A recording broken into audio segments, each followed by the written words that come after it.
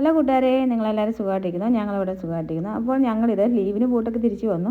അതിന് മുന്നേ പാക്കിങ്ങിനുള്ള വീഡിയോ ഒക്കെ എടുത്ത് പാക്കിങ് ചെയ്യുന്ന വീഡിയോ ഒക്കെ എടുത്ത് വെച്ചിരുന്നതാണ് കേട്ടോ. പക്ഷേ അതൊന്നും പോസ്റ്റ് ചെയ്യാനോ എഡിറ്റ് ചെയ്യാനുള്ള സമയമൊന്നും കിട്ടിയില്ല. അപ്പോൾ ഇന്ന് ഞാനിത് നോക്കിയപ്പോൾ ഡ്രാഫ്റ്റിനകത്ത് കിടക്കുന്ന കണ്ടിട്ട് എടുത്ത് പോസ്റ്റ് ചെയ്യാമെന്ന് വിചാരിച്ചാണ് കേട്ടോ. അപ്പോൾ ഞങ്ങൾ പാക്കിങ് കഴിഞ്ഞ് പോകുന്ന ദിവസമാണ് കേട്ടോ ഇത്. പിള്ളേരൊക്കെ ഭയങ്കര എക്സൈറ്റഡ് ആണ്. പക്ഷേ എൻ്റെ ചെടികളൊക്കെ എന്ത് ചെയ്യുമെന്ന് അറിയാൻ വയ്യാത്തതുകൊണ്ട് ഞാൻ പല പോട്ടിലിരുന്ന ചെടികളെല്ലാം കൂടെ ഒരുമിച്ചാക്കിയിട്ട്, ഇത് ഇൻഡോർ പ്ലാന്റ് ആണ് കേട്ടോ. അപ്പോൾ ഒരു പോട്ടിലാക്കിയിട്ട് നിറയെ വെള്ളം ഒഴിച്ച് വെച്ചു കേട്ടോ. അപ്പം വരുന്നിടം വരെ ചിലപ്പോൾ അത് അങ്ങനെ നിൽക്കും. അല്ലെങ്കിൽ ചേച്ചിയോട്, വേറൊരു ചേച്ചിയുണ്ട്, ആ ചേച്ചിയോട് പറയണം കേട്ടോ ഇടയ്ക്കുന്ന് ഫില്ല് ചെയ്ത് കൊടുക്കാൻ. അങ്ങനെ ചെയ്യാമെന്ന് വിചാരിച്ചു. പിന്നെ പിള്ളേർ ഭയങ്കര എക്സൈറ്റഡ് ആണ് കേട്ടോ. അവർ ഒരു വർഷത്തിന് ശേഷം നാട്ടിൽ പോകുന്നുണ്ട്. ഇളയാൾക്ക് കുറച്ച് അറിവുമായി. അപ്പം ഭയങ്കര സന്തോഷത്തിലാണ്. അപ്പം ഞങ്ങൾ എയർപോർട്ടിലൊക്കെ ചെയ്യുന്നു. 120 കിലോയോളം കൊണ്ടുപോയിരുന്നു കേട്ടോ.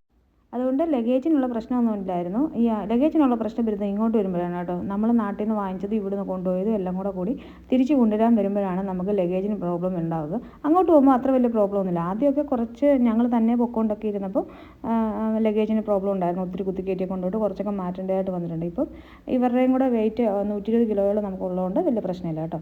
അപ്പോൾ ഞങ്ങൾ ചെക്കിങ് കഴിഞ്ഞു, അവിടെ കയറിയിട്ടുണ്ട്.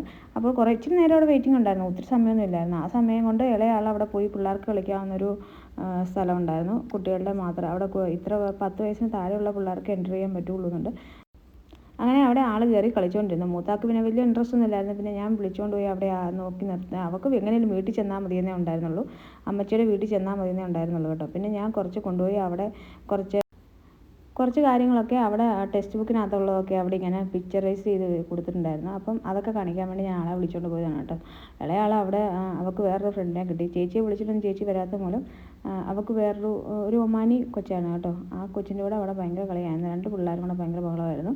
അപ്പം പിന്നെ വേറെ ആർക്കും ശല്യമൊന്നും ഉണ്ടാക്കത്തില്ല. അവർ അതിനകത്ത് നിന്ന് കളിക്കുകയേ ചെയ്യുന്നുണ്ടായിരുന്നുള്ളൂ. അതുകൊണ്ട് പിന്നെ ഞാനവിടെ നിന്ന് കുറച്ച് നേരം അത്രയും നേരം പുറത്ത് കിടന്ന് ഓടാതിരിക്കുമല്ലോ എന്ന് വിചാരിച്ച്. അങ്ങനെ ഒരാളായിരുന്നു 2 പേരായി, പിന്നെ 3 പേരായി, പിന്നെ 3-4 പേരൊക്കെ ആയി കേട്ടോ. പിന്നെ ഇടയ്ക്ക് വീഴ്ചയും കരച്ചിലും ബഹളമൊക്കെ ആയപ്പം കുറച്ച് കഴിഞ്ഞപ്പോൾ ഞാൻ പിടിച്ചുകൊണ്ട് പോന്നു അവിടുന്ന്. അപ്പോൾ നമുക്ക് ഫ്ലൈറ്റൊക്കെ വരാനുള്ള സമയമൊക്കെ ആയിരുന്നു. അപ്പം കുറച്ച് നേരം കൂടെ അവിടെ കിടന്ന് കളിച്ചു കേട്ടോ. അത് കഴിഞ്ഞപ്പം ഞങ്ങളിങ്ങ് പോന്നു. മൂത്ത മോള് നിൽക്കുന്ന കണ്ടില്ലേ, അവർക്ക് എങ്ങനെയല്ലേ ഇവിടുന്ന് രക്ഷപ്പെട്ടെന്ന് പെട്ടെന്ന് പോയാൽ മതിയെന്നേ ഉണ്ടായിരുന്നുള്ളൂ. അവളും കുറച്ച് നേരം അവിടെയൊക്കെ ഇങ്ങനെ തൊട്ടും പിടിച്ചൊക്കെ നിന്ന്. എന്നിട്ട് കൂടെ ചോദിക്കുന്നുണ്ടായിരുന്നു, എപ്പോഴാണ് നമ്മൾ പോകുന്നത്, ഒത്തിരി സമയമാവുന്നല്ലോ വെയിറ്റ് ചെയ്യുന്നത്. കുട്ടികൾക്ക് വെയിറ്റ് ചെയ്യുന്ന കാര്യം ഭയങ്കര വിഷമമുള്ള കാര്യമാണ് കേട്ടോ, പ്രത്യേകിച്ച് ഇച്ചിരി വലിയ പിള്ളേരാകുമ്പം. പിന്നെ അവസാനം ഞങ്ങൾ ഫ്ലൈറ്റൊക്കെ വന്നു. എടുത്തുകൊണ്ട് ഓടുകയാണ് കേട്ടോ അവൾ. ആ ട്രോളി എടുത്തുകൊണ്ട്, അത് ആ ട്രോളി ബാഗ് ഓരോരുത്തരുടെ കൈ കൊടുത്തിരുന്നു, അവരവരുടെ ആണെന്നും പറഞ്ഞ്. അപ്പം അവരത് എടുത്തുകൊണ്ട് പൊക്കോളുമല്ലോ, നമുക്കത്രയെങ്കിലും കൂടെ ലഗേജ് പിടിക്കണ്ടല്ലോ എന്ന് വിചാരിച്ച് അവരവരുടെ എടുത്തോട്ട് പോയിട്ടുണ്ട്. അവരുടെ സാധനങ്ങളാണ് അതിനകത്ത് ഇരിക്കുന്നത് മുഴുവൻ. അപ്പോൾ അങ്ങനെ ഹാപ്പി ആയിട്ട് ഞങ്ങൾ ഫ്ലൈറ്റ് കയറാൻ പോവുകയാണ്. ഇനി മസ്കറ്റ് വരെയാണ് കേട്ടോ ഈ ഫ്ലൈറ്റ്. അത് കഴിഞ്ഞ് നമുക്ക് അവിടുന്ന് കണക്ഷൻ ഫ്ലൈറ്റാണ്. അവിടെ ഒരു 2 മണിക്കൂർ വെയിറ്റിംഗ് ഉണ്ട്, അത്രേ ഉള്ളൂ.